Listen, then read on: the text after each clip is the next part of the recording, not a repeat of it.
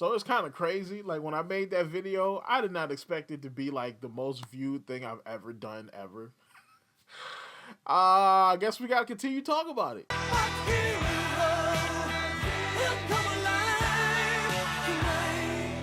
What is up, YouTube? My name is Mario, aka the Loot Box Hero, aka the real Super Mario. Cause check out my main channel, cause my main channel is popping, aka YouTube's greatest fat man here, bringing you another video.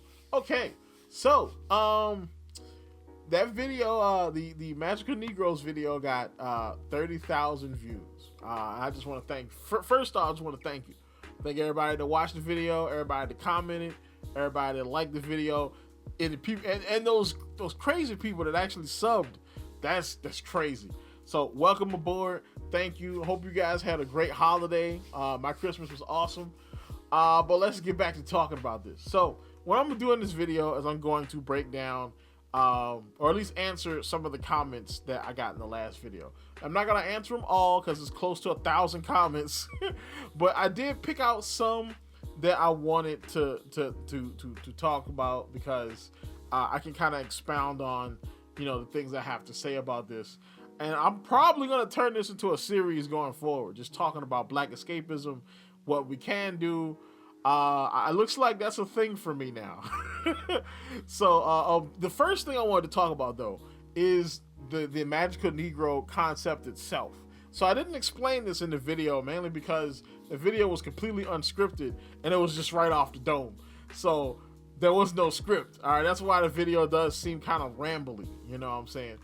But the Magical Negro concept in itself is actually an old Hollywood trope, where usually a character, usually a mythical or mystical character, usually a black character, comes into the story as kind of a side character to help the main character get through whatever trial or tribulation he's going through in the story. Now, usually this help is magical in nature, you know what I'm saying? So it's like, you know, some kind of like a little magical buff or boon for that main character. Or it could come into some kind of like knowledge that will help revitalize the main character or help motivate the main character to do whatever he is trying to do in the story. And that was it. That was the Magical Negro trope. Now, the trope is not always bad, but it is kind of stereotypical because usually it is some kind of mystical black person. You know what I'm saying? Sometimes the trope is actually really good, like in the case of Guinan from Star Trek. Sometimes it is not. Got butterflies, huh? Who are you?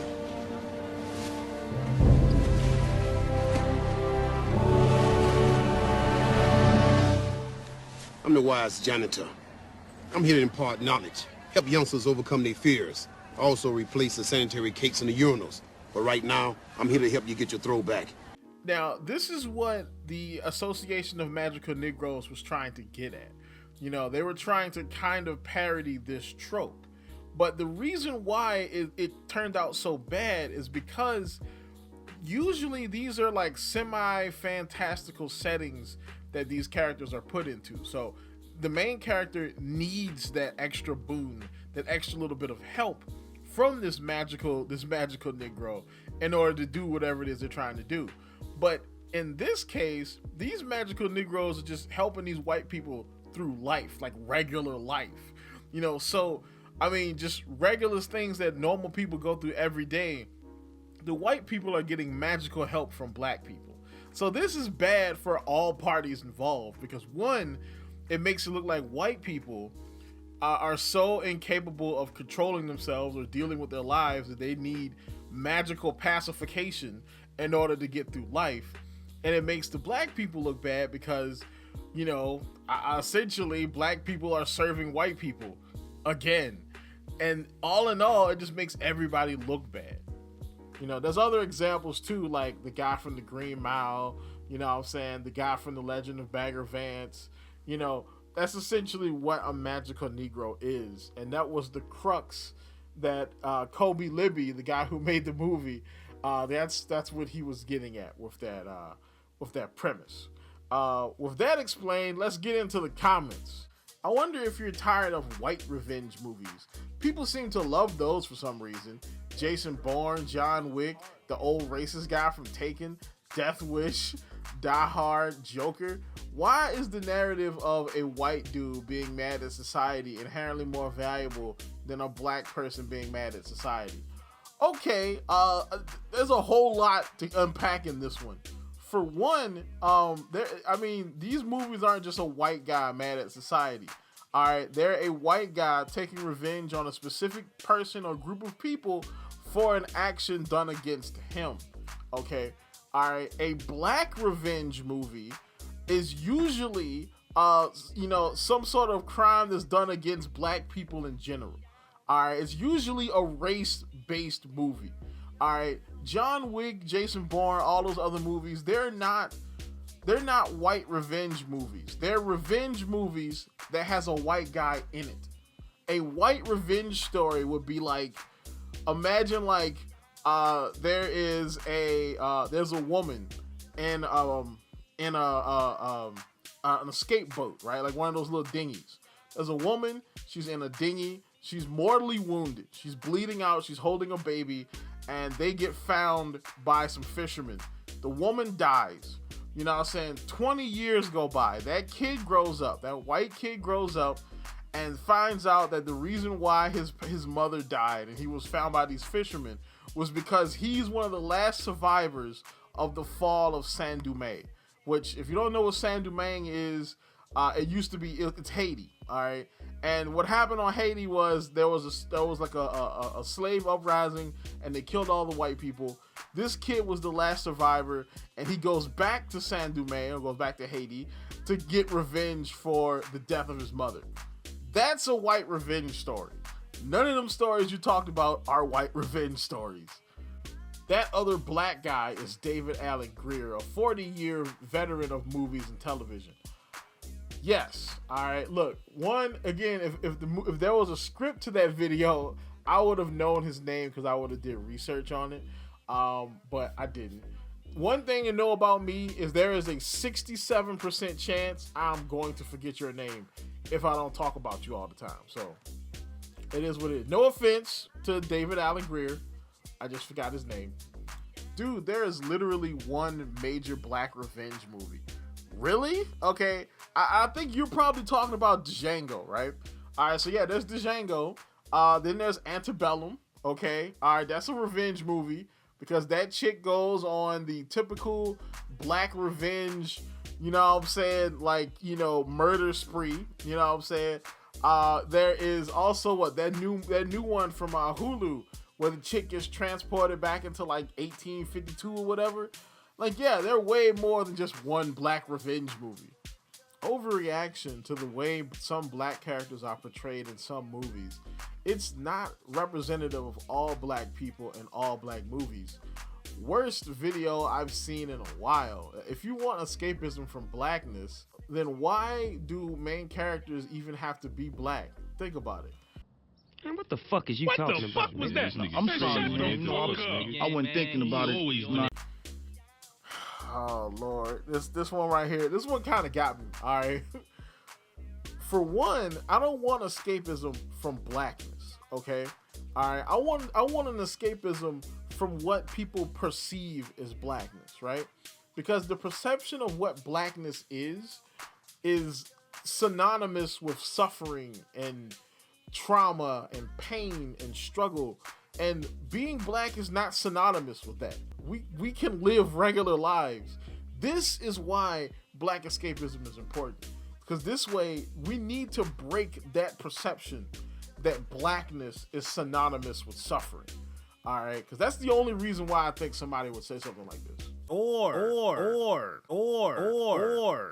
Yes, I get it. I changed it. I saw the mistake and I changed it. You only told me like 65 times in the comments. You didn't even get the PWI joke. It wasn't blaming white people. It was calling out the difference between PWI graduates to HCBU graduates. Okay. All right. So what is the difference between PWI graduates and HCBU graduates? Why are black people that graduate from PWIs different from the ones that graduate from HCBUs? And if you ask anybody, or if you ask black people, they would say it's the people who graduate from PWI's proximity to white people is the difference between them and the HCBU people. That's basically what it is. That's why I said what I said about white people when it came to the PWI joke. If black people get escapism, they may forget about the struggle and may date outside their race and vote differently. Yeah, they had us the first half, I'm not gonna lie. Okay, I don't know about that last part, but definitely the first part though. Because one of the reasons why Hollywood, or the people in Hollywood, pick the movies they pick is they do want to keep people locked in this like socio-political state. They want people to stay wound up, because if they have escapism and they're able to kind of like unwind from the world for a while, they can better manage their problems. You know what I'm saying? One of the reasons why people are so miserable nowadays or so uptight, because they're just wound tight, you know, constantly online, constantly seeing all the issues, constantly seeing 24-hour news, and they're just wound up tight. And it's easier to radicalize people when they're like that. That's why they pick the movies that they pick. All right. That's why if you look at just about anything in pop media right now, you know, pop culture, it is full of socio-political issues, way more than it's ever been, which is the main reason why I talk about escapism on this channel. All right. That's one of the main reasons why I made this channel. My main channel, I talk about Nintendo and anime. All right. This channel, I talk about video games and escapism. It matters if a white person who bully brown people make a film about using magic to control brown people, or brown people who get bullied by white people make a film about controlling white people. It makes me angry that you would say that. Those two things are the same. It's not punching up to punch at white people and punching down to punch at black people. All right, it's punching horizontally. All right, you're in a mosh pit. You just punching people. That's just the way it goes. They're killing escapism for everyone, not only black people. Well, see, I'm black, so having black escapism affects me a little bit more. But you are right, though. They are killing escapism for everybody. Segregating movies would be better. Black characters aren't respected at all. Just remove the constant race trauma. FBI? Him. Come on in! No. Segregating movies would be bad. It would be terrible, to be exact. Okay, because, I mean, the whole point of having movies desegregated is so that people, you know what I'm saying, who aren't black or aren't white get to see people who are black or are white, you know, in a different light. You know what I'm saying? It actually helps society as a whole if the movies are diverse in the right way. All right, it's only when diversity is forced, or if segregation is forced, do things kind of go out of whack. And that's what's going on now. Forced diversity is bad. That's what's happening now. All right, so no, segregating movies would be bad. Did black people get offended a movie was named Crazy Rich Asians? Did they? I don't think so. Try Rings of Power. That has black characters, though I don't know how escapist it is, as I never watched that. Oh man, you are lucky you haven't seen Rings of Power, bro. I did a whole, and when I was talking about when I did the pronouns video, I did a whole section about Rings of Power. But just a little rundown on it. The main black character in the Rings of Power is an elf. All right, and he gets kidnapped by subterranean white orcs and forced into labor. And there's a whole Amistad-ish scene of him trying to escape said white subterranean orcs. So, no. I trust Kobe Libby and his vision and the cast that he put together for this. I will see this opening weekend. It's very interesting that racist white people and think peace blacks are trashing this trailer. Wow, I think Think Peace Blacks is like the nicest way I've ever been called a coon in my life. That's funny. I think it's more people than just think piece blacks though. It's more than just like intellectual blacks that are trashing this trailer. You know what I'm saying? It's a lot more than that, but okay. You know what I'm saying? Hey, to each his own. I ain't even gonna knock you.